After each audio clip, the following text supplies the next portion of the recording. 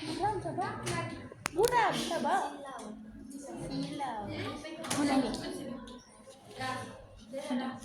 Assalamualaikum warahmatullahi wabarakatuh. Waalaikumsalam warahmatullahi wabarakatuh. Di sini saya akan membahas pada bab 9 pasal 35 yaitu standar pendidikan nasional. Terdiri dari 4 ayat. Saya akan membahas 2 ayat.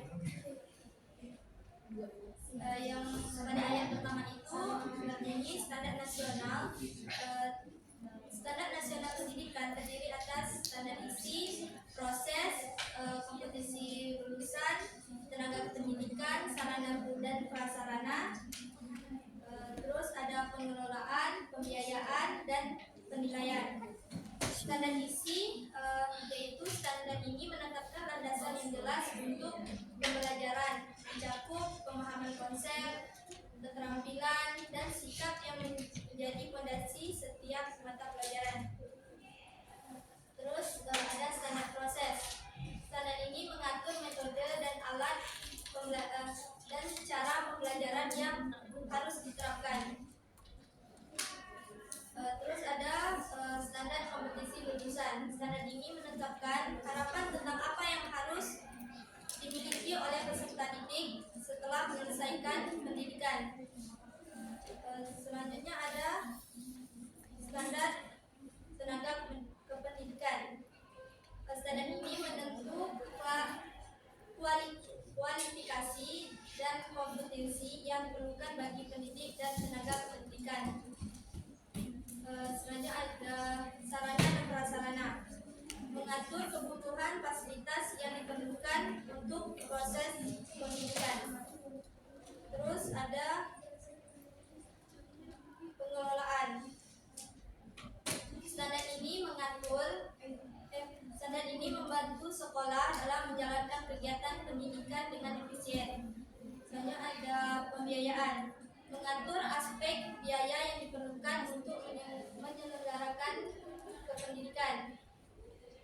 Terakhir ada penilaian. Standar ini mengatur tentang sistem penilaian hasil belajar peserta didik termasuk metode, alat, dan kriteria penilaian yang digunakan untuk mengukur pencapaian kompetensi. Standar ini tidak hanya sekadar tentang mengukur, tetapi juga tentang memberi umpan balik yang membangun. Selanjutnya ada pasal 2. Pasal 2 ini membahas tentang fungsi standar nasional pendidikan. Fungsinya itu sebagai acuan pengembangan kurikulum, tenaga pendidikan, sarana dan prasarana, pengelolaan dan pembiayaan.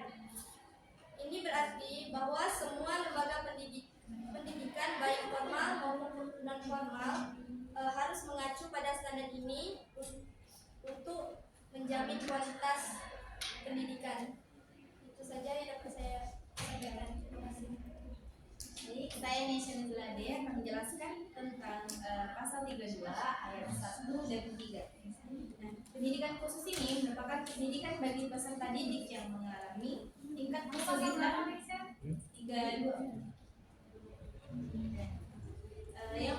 tingkat kesulitan dalam mengikuti proses pembelajaran karena memiliki kelainan fisik, emosional, mental, sosial, atau memiliki potensi kecerdasan dan bakat istimewa.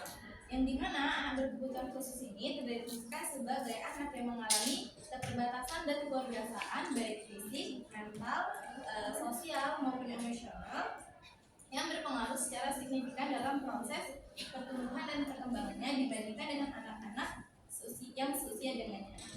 Setiap anak yang cacat fisik atau mental berhak memperoleh perawatan, pendidikan, pelatihan, ataupun bantuan khusus atau biaya negara untuk menjamin kehidupannya sesuai dengan martabat kemanusiaan, meningkatkan diri dan kemampuan berpartisipasi dalam kehidupan masyarakat dan bernegara.